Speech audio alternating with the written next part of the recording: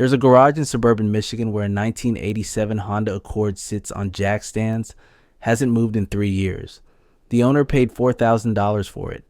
That same $4,000 could have bought him a perfectly functional car that starts every morning.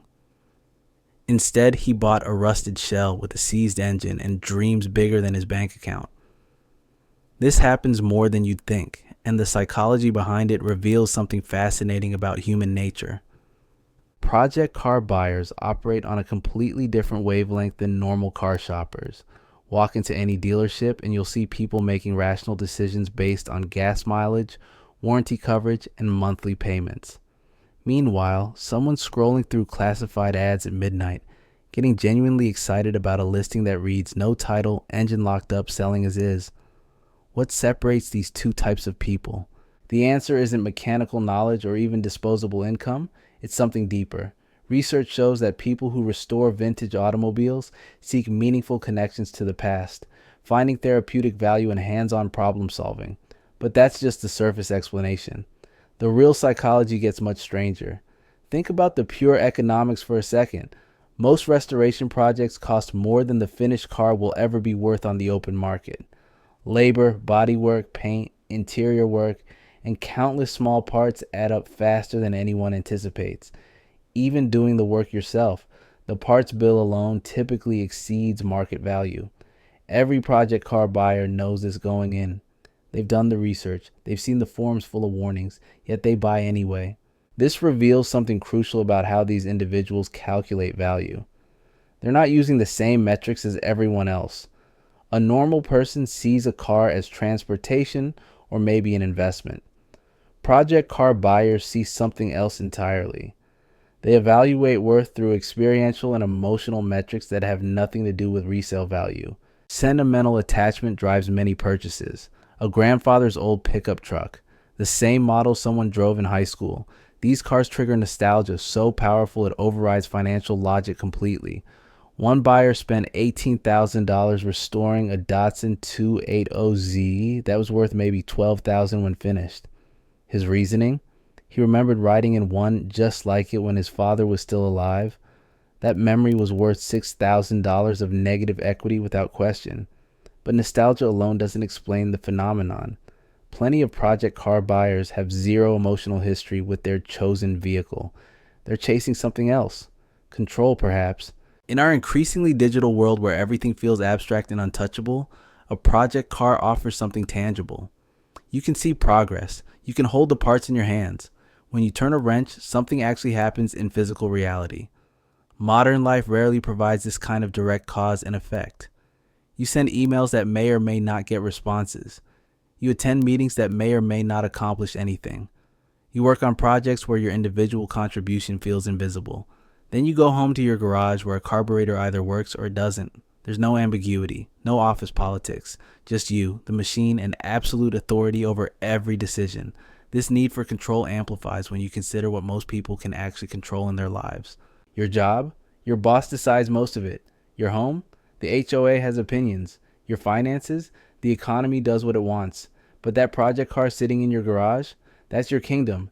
Every modification, every color choice, every performance upgrade exists because you decided it should. The psychology gets even more complex when you examine who fails to finish these projects and why so many garages across the country contain vehicles frozen in permanent states of disassembly. The statistics are sobering. The majority of project cars never see completion. Browse any classified section and you'll find them everywhere. Project car, 90% complete, just never found the time to finish. That phrase appears thousands of times across the country.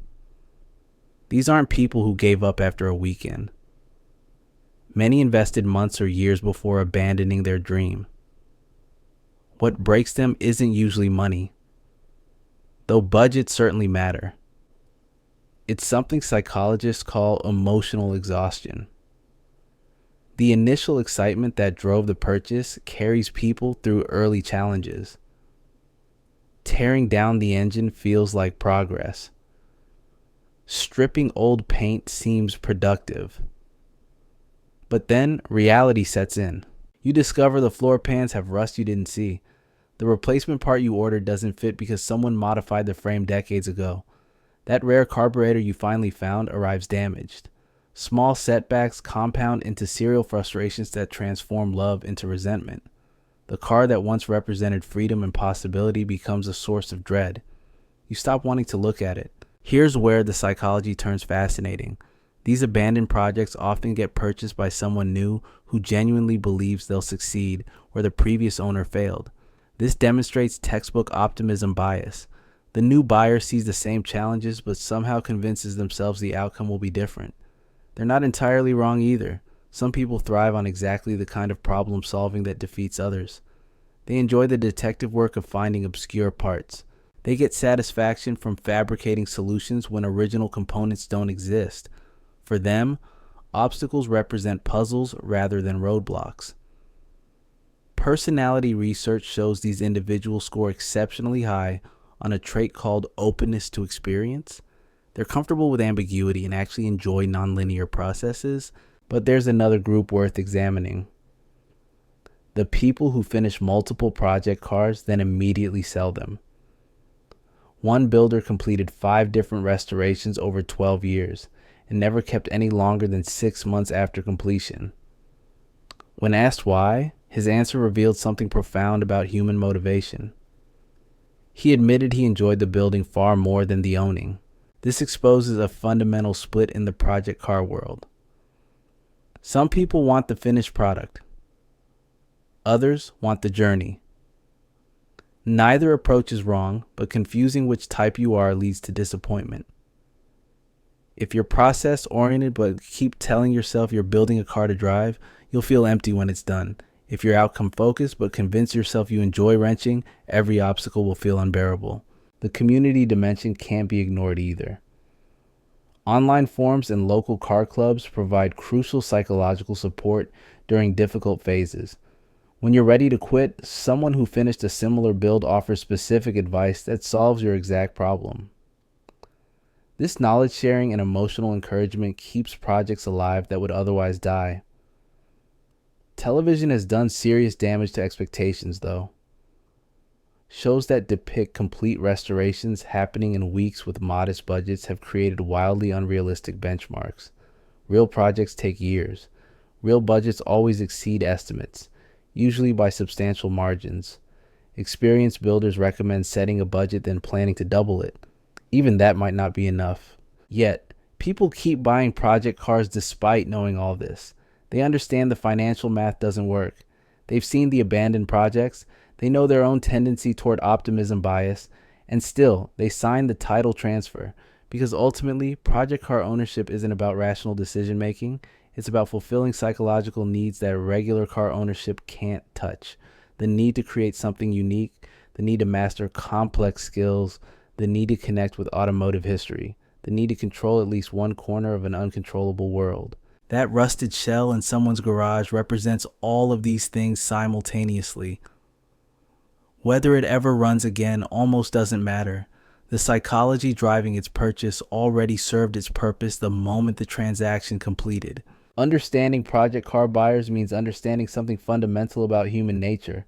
We're all searching for meaning in a world that often feels meaningless. We all want to leave our mark somehow. Some people write books, others raise families. Project car buyers rebuild machines. The next time you see a classified listing for a non-running vehicle with an optimistic price tag, remember there's a person behind that purchase making a decision that's perfectly irrational and completely human. They're not buying transportation, they're buying possibility, they're buying control, they're buying a story they get to write themselves one bolt at a time. Whether that story ends with a completed restoration or an abandoned hull doesn't diminish its value. The psychology that drove the purchase already delivered exactly what it promised. A sense of agency in a world that rarely offers it. That's worth more than any resale value could ever measure.